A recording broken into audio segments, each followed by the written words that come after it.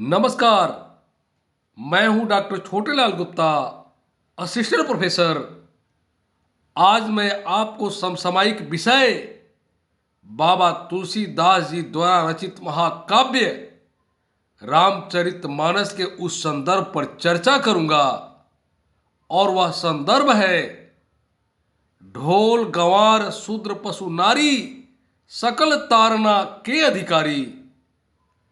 इस संदर्भ के अर्थ को अनर्थ बताकर कुछ ढोंगी और पाखंडी एजेंडाधारियों ने, जिनका न समाज से कोई मतलब है न देश से कोई वास्ता है, सिर्फ अपने स्वार्थ में डूबे रहना है और सीधी सादी भोली भाली जनता को गुमराह कर जाति व धर्म के नाम पर बांटकर अपना उल्लू सीधा करना है और राजनीतिक रोटियां सेकना है।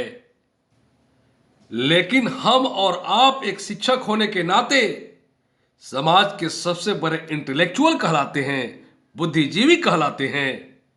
पूरा समाज हमारे तरफ गौर से देखता है और हमारे बातों को आदर व सम्मान देता है। इस नाते हमारी जिम्मेदारी बनती है कि हम समाज को सही और गलत का फर्क बताएं, उचित और अनुचित का अर्थ बताएं और समाज को प्रेम और भाईचारे के रास्ते पर साथ साथ चलने की बात बताएं और हम सब आगे बढ़ें और प्रगति के रास्ते पर देश को भी आगे बढ़ाएं। बाबा तुलसी द्वारा रचित महाकाव्य रामचरितमानस पर कुछ लोगों ने विवादित टिप्पणी की है कि रामचरितमानस नफरत फैलाने वाला ग्रंथ है। कुछ लोगों के द्वारा रामचरितमानस पुस्तक की प्रतियां सार्वजनिक रूप से फाड़कर अपमान करने का असभ्य प्रयास किया गया। कुछ नया नहीं हुआ। ग्रंथों को नष्ट करना, जलाना, फाड़ना बेवकूफों और मूर्खों का काम है और अज्ञानता का निशानी है।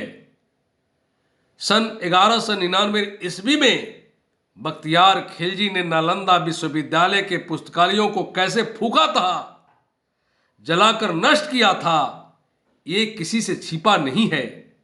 हम सब जानते हैं। जहां लोग तीर तलवार तोप बारूद से नहीं डरे, वे किताबों से घबरा गए। इस बार निशाने पर है महाकवि तुलसीदास। क्यों? क्योंकि उन्होंने अपने महाकाव्य रामचरितमानस में लिख दिया है, ढोल गंवार शूद्र पशु नारी सकल तारना के अधिकारी। दलितों और महिलाओं का घोर अपमान कर दिया है बाबा तुलसी ने ऐसा लिखकर। क्या सचमुच ऐसा लिखकर बाबा ने दलितों और महिलाओं का अपमान किया है या नहीं? इस बात का सच आज मैं तर्क की कसौटी पर कसकर दूध का दूध और पानी का पानी करके बताने का प्रयास करूंगा। लेकिन एक बात, मैं कोई पंडित नहीं, ज्ञानी नहीं, मैं एक जिज्ञासु हूं, सबका प्रेमी हूं, सभी धर्मों को बराबर आदर व सम्मान देता हूं और उसमें लिखी हुई बातों को आप तक पहुंचाने का प्रयास करता हूं, जिससे कि हम कुछ अच्छा और नया सीख सकें और प्रेम भाईचारे के साथ साथ साथ रह सके।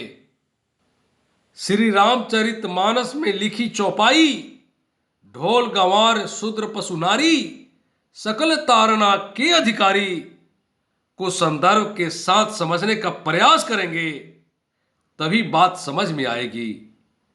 यह संदर्भ उस समय का है जब दुष्ट राक्षस रावण माता सीता का हरण कर लंका लेकर चला गया है। प्रभु श्री राम अपनी प्राण प्रिय पत्नी को ढूंढते ढूंढते जब उन्हें पता चला कि सीता को रावण हर कर लंका ले गया है, तो वे लंका के लिए प्रस्थान करते हैं। लेकिन इस बीच समुद्र लंका जाने में सबसे बड़ा बाधा बनकर खड़ा है। प्रभु श्री राम समुद्र देवता से लगातार 3 दिन तक विनती करते हैं कि समुद्र मुझे मार्ग दे दो, मेरी पत्नी का प्राण संकट में है। समुद्र ऐसा अहंकारी, मार्ग तो छोड़िए उत्तर तक नहीं दिया। 3 दिवस तक पंथ मांगते रघुपति सिंधु किनारे, बैठे पढ़ते रहे छंद अनुनय के प्यारे प्यारे। उत्तर में जब एक नाद भी उठा नहीं सागर से, उठी अधीर धधक पौर उसकी आग राम के सर से। सिंधु देह धर त्राही त्राही करता आ गिरा शरण में, चरण पूजता दासता ग्रहण की बधा मूड बंधन में। सच पूछो तो सर में ही बसती है दीप्ति विनय की, संधि वचन संपूज उसी का जिसमें शक्ति विजय की। सहनशीलता क्षमा दया को तभी पूजता जग है, बल का दर्प चमकता उसके पीछे जब सब जगमग है। तब श्री राम क्रोधित हो गए और लक्ष्मण से कहते हैं, लक्ष्मण मेरा धनुष लेकर आओ, आज मैं अपने अग्नि बाण से इस समुद्र के जल को हमेशा हमेशा के लिए विलीन कर दूंगा। भय बिन होत न प्रीत, बात भी सच है। समुद्र का अहंकार टूट गया और वह दौरे दौरे भगवान श्री राम के चरण में आ गिरा और भगवान से हाथ जोड़कर प्रार्थना करते हुए कहता है, और समुद्र जो कहता है उसे ध्यान से सुनिएगा, क्योंकि सारा का सारा भेद रहस्य यही छिपा हुआ है। समुद्र प्रभु श्री राम से कहता है, समय सिंधु गही पद प्रभु केरे, क्षमहु नाथ सब औगुने मेरे। गगन समीर अनल जल धरणी, इनकई नाथ सहज जर करणी। समुद्र आगे कहता है, प्रभु भल की नहीं मोही सिख दिनही, मर जादा पुनीत तुम्हारी की नहीं। ढोल गंवार शूद्र पशु नारी, सकल तारना के अधिकारी। अब मैं असली बात बताता हूं कि क्या कहा समुद्र ने प्रभु श्री राम से। हे प्रभु, मुझे क्षमा कर दीजिए। आकाश, हवा, धरती और वायु की तरह जल भी जड़ है, मैं भी जड़ हूं। मुझ में सोचने समझने की शक्ति नहीं है। प्रभु, आपने मुझे बनाई हुई मर्यादा की शिक्षा दी और आप मर्यादा पुरुषोत्तम है, इसलिए अब मेरी बुद्धि जागृत हो गई है। समुद्र इसके आगे प्रतीकों में बात करता है। वो कहता है, ढोल, ढोल यानी ऐसा वाद्य यंत्र जो बिना सीखे नहीं बजानी चाहिए, वरना संगीत की जगह शोर निकलेगा। गंवार, गंवार यानी अशिक्षित ग्रामीण। पहले गंवार कोई गाली नहीं था, जैसा कि हम आज मानते हैं। जो गांव में रहे वो गंवार। यह ग्रामीण का अवधि रूप है। शूद्र, शूद्र यानी कर्म के आधार पर विभाजित समाज में चतुर्थ क्लास के लोग। इनका आज के शेड्यूल कास्ट और शेड्यूल ट्राइब से कोई मतलब नहीं है, कोई कनेक्शन नहीं है। ये बाबा साहब भीमराव अंबेडकर भी मानते थे। तो यह स्पष्ट हो जाता है कि यहां शूद्र, एससी, एसटी और ओबीसी को नहीं कहा गया है। ये ध्यान में रखिएगा। आगे समुद्र कहता है कि पशु यानी मनुष्य को छोड़कर सभी जीव जंतु और नारी, जिसे मध्य काल में मेडिवल पीरियड में शिक्षा से दूर रखा गया था। आपने जो शिक्षा मुझे दी है उस पर इन सबका भी अधिकार है। ढोल, गंवार, शूद्र, पशु और नारी, इन सबको वही शिक्षा मिलनी चाहिए जो आपने मुझे दी है।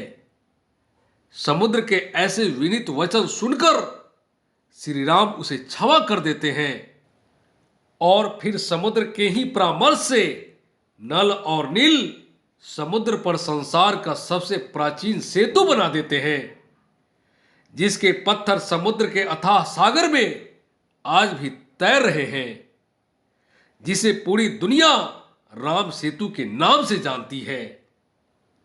अब आप ही बताइएगा कि ढोल, गंवार, शूद्र, पशु, नारी, सकल तारना के अधिकारी, ये भगवान श्री राम के विचार हैं या बाबा तुलसीदास के? ये दोनों के विचार नहीं हैं। ये विचार 100% समुद्र के हैं और ये किसी भी एंगल से गलत नहीं है। जरूरत है तो सिर्फ खुले और साफ मन से सोचने की, समझने की। जरा सोचिए, बाबा गोस्वामी तुलसीदास अगर दलित विरोधी होते तो क्या निषाद राज, केवट और सबरी को रामायण में सहनायकों की भूमिका देते? अपनी अनगिनत चौपाइयों में उनकी प्रशंसा करते? यदि वे नारी विरोधी होते तो देवी अहिल्या, वही माता अहिल्या जिनका भगवान इंद्र के द्वारा सील भंग किया गया था, सम्मान देते जितना दिया है? श्री रामचरितमानस या किसी भी धार्मिक ग्रंथ पर टीका टिप्पणी करना, उसकी प्रतियां फाड़कर या जलाकर आप अपनी अज्ञानता का परिचय दे रहे हैं। उस जालिम बख्तियार खिलजी के नाम से अपना नाम जोड़ना चाह रहे हैं। यह फैसला आपको करना है।